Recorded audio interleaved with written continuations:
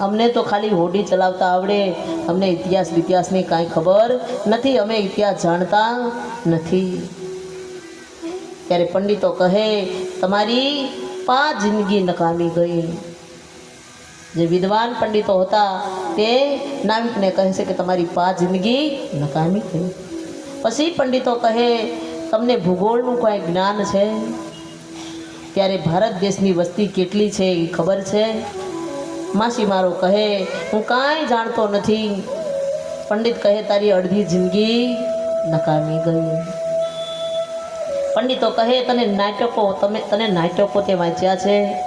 તને સિનેમામાં રસ છે તો હિરોઈનને કે હીરોને કંઈ જાણે છો, ઓળખે છો?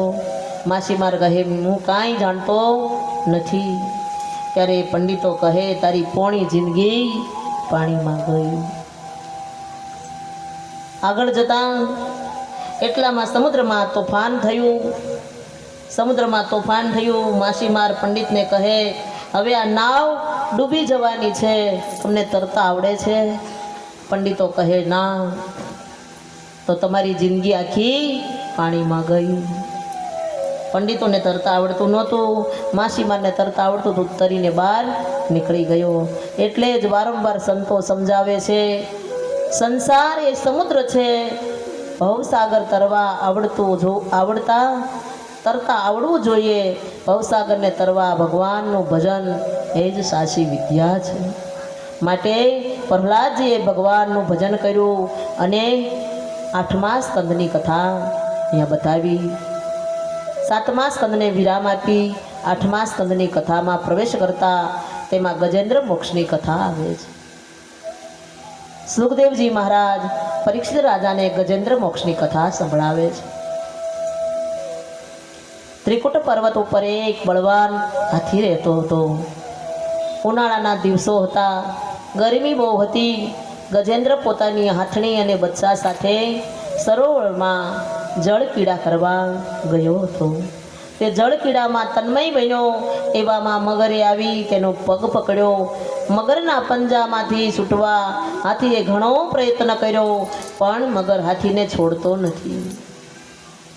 હાથી સ્થળસર જીવ છે અને મગર જળસર જીવ છે, એટલે હાથીનું જળમાં કાંઈ ચાલ્યું નથી. સમજો તો આ ગજેન્દ્ર મોક્ષની કથા એ આપણી કથા છે. ગજેન્દ્ર મોક્ષની કથા એ આપણી કથા છે.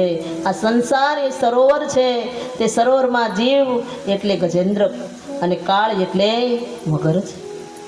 વાસનાઓ સંસારના વિષયો તે હાથણીઓના બચ્ચા છે.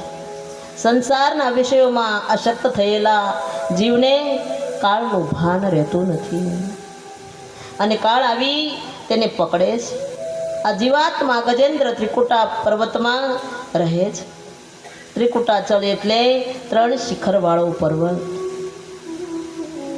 આપણું શરીર એ ત્રિકૂટા પર્વત છે. એમાં 3 શિખરો છે, કામ, ક્રોધ અને લોભ. એ એના 3 શિખરો છે. અને એમાં સરોવરમાં જીવાત્મા છે. એ જીવાત્મા ત્યાં બાળકો સાથે ક્રીડા કરે છે.